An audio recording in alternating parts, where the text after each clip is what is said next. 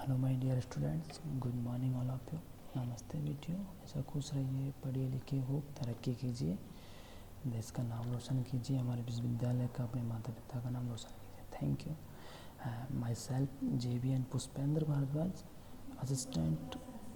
Assistant professor, department of education, Jyoti Vidyapeeth, women's university Jaipur.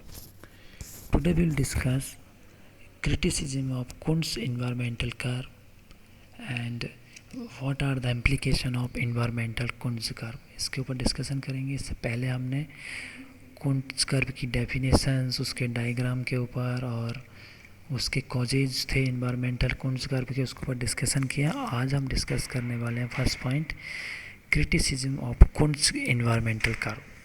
First criticism is empirical evidence is mix. There is no guarantee that economic growth will see a decline in pollutants। जो इसके criticism की बात कर रहा हूँ, तो आलोचना जो है इसके कुंट्ज कर्व के, इन्वायरमेंटल कर्व के, तो लोग कहते हैं कि जो इकोनॉमिक ग्रोथ है इसकी कोई गारंटी नहीं है कि इकोनॉमिक ग्रोथ जो हमारे एनवायरनमेंट के पोल्यूटेंट्स होते हैं उसको डिक्लाइन करे, उनको रिड्यूस करे, इसकी कोई गारंटी नहीं है।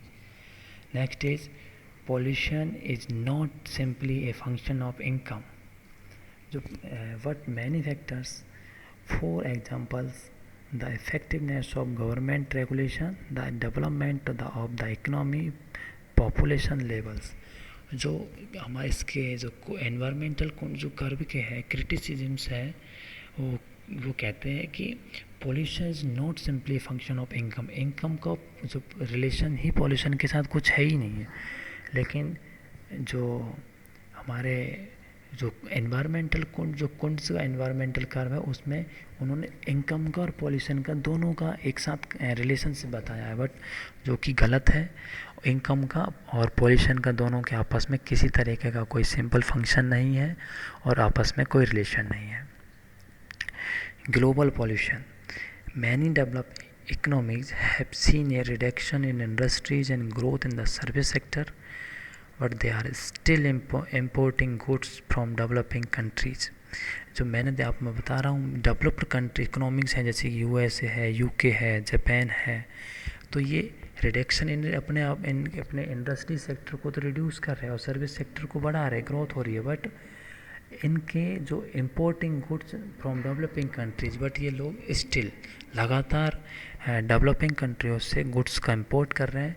इन that sense they are exporting environmental degradation. लेकिन वो एक्सपोर्टिंग के थ्रू एनवायरमेंटल डिग्रेशन को नुकसान पहुंचा रहे हैं, एनवायरमेंट डिग्रेशन कर रहे हैं। पोल्यूशन में reduce in the UK, US, but countries who export to these countries are seeing higher level of environmental degradation. लेकिन जो इनके जो एक्सपर्ट्स हैं USA, UK के, तो इन कंट्रीज़ में एनवायरमेंटल डिग्रेशन के बजाय एनवायरमेंट सुधर रहा है, कम हो रहा है, पॉल्यूशन कम हो रहा है, बट एनवायरमेंटल जो लेवल ऑफ एनवायरमेंटल डिग्रेशन है वो एक्सपर्ट के माने तो हायर हो रहा है, दिख रहा है कि वो हायर है। Higher income countries tend to the stop the process of deforestation. जो हायर इनकम कंट्रीज स्टॉप कर दी प्रोसेस को, डिफॉरेस्टाइजेशन की फॉरेस्ट को, but at the same time they still import meat and furniture from countries who are creating farmland out of forest. लेकिन ये लोग देखो, इन पैसे वाले देशों ने जंगलों को काटना बंद कर दिया है, लेकिन ये लोग अपने आप मीट है और फर्नीचर इन सब आवश्यकताओं को पूरा करने के लिए दूसरे देशों से वो मंगा रहे हैं। तो दूसरे देश तो फॉरेस्ट को काट रहे हैं ना, जानवरों को मार रहे हैं। तो ये ग्लोबल पॉल्यूशन है। इसकी भी जो उन्होंने बताई ये धारणा गलत है कि एक देश में कम हो रहा है तो दूसरे देश में भी कम हो, ऐसा नहीं है। एक देश कम कर रहा है तो दूसरे देश से वो चीज़ें मंगा रहे हैं तो दूसरे देश में पॉल्यूशन बढ़ रहा है। तो ये इसे एक्सपोर्टिंग इन्वायरमेंटल डिग्रेशन कहा है उन लोगों ने। growth leads to greater resources use।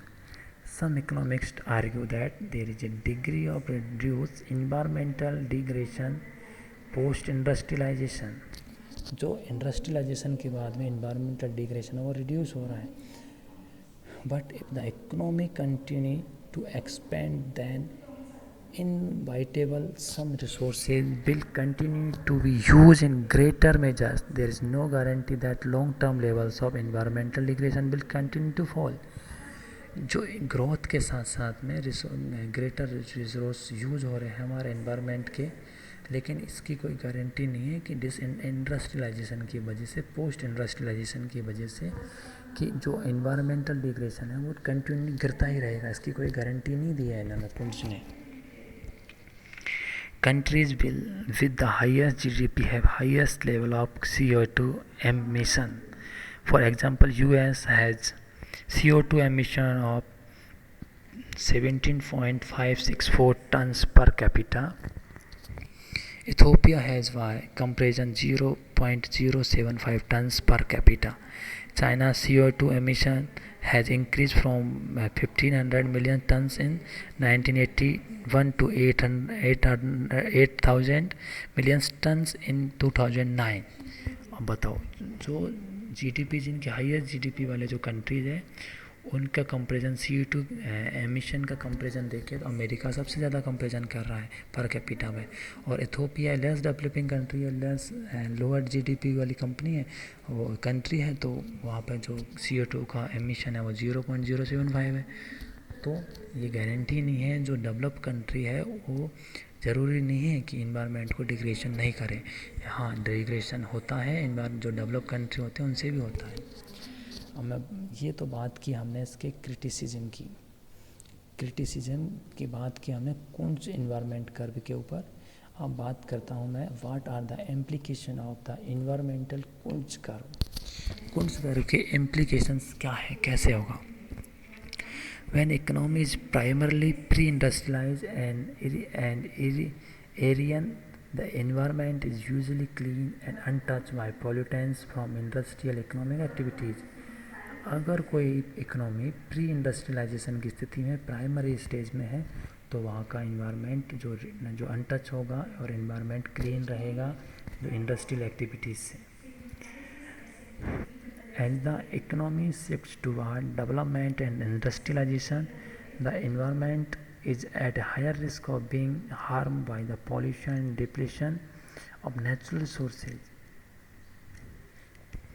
Economy जैसे शिफ्ट होती है डेवलपमेंट एंड इंडस्ट्रियलाइजेशन की तरफ, then environment is higher risk, जो इन्वायरमेंट हायर रिस्क की तरफ इंक्रीज होगा और पॉल्यूशन एंड डिप्लेशन होगा नेचुरल रिसोर्सेज का, हार्म पॉल्यूशन होने लग जाएगा।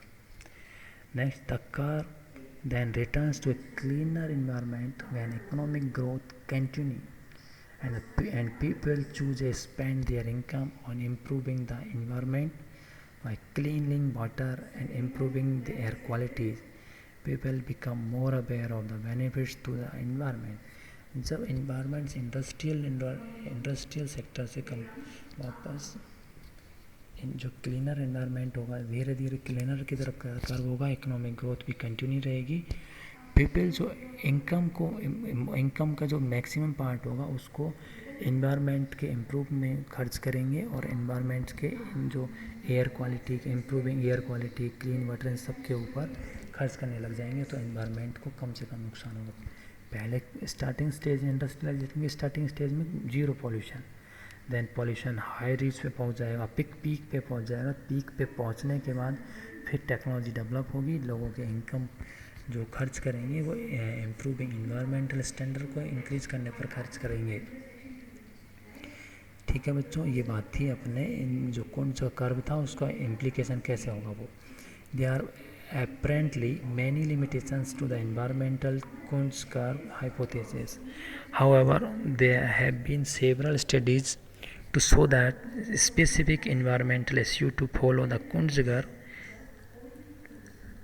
and these includes air and water pollutants such as quantities of sulfur dioxide, suspended particulate matters, and fecal coil forms. Of course, it is difficult to make general statement as the Kuhn's curve relationship is dependent on the specific pollutants, the place, and what time frame.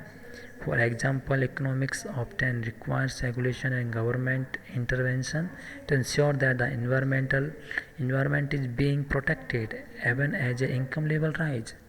As economics conduct more studies, we will be able to reach a better understanding of what changes we can make to benefits both the environment and the economy. तो ये हमने आज discuss किए criticism के, जो कुंट्ज curve के criticism की discussion किया, और जो कुंट्ज का जो एनवायरमेंटल कर्व है उसका इम्प्लीकेशन कैसे किया जा सकता है उसके ऊपर डिस्कस किया. ओके बच्चों, आई थिंक आपके समझ में आया होगा. Thank you so much. Enjoy your day. मैं नेक्स्ट क्लास में नेक्स्ट टॉपिक के साथ मिलेंगे बच्चों. Thank you so much.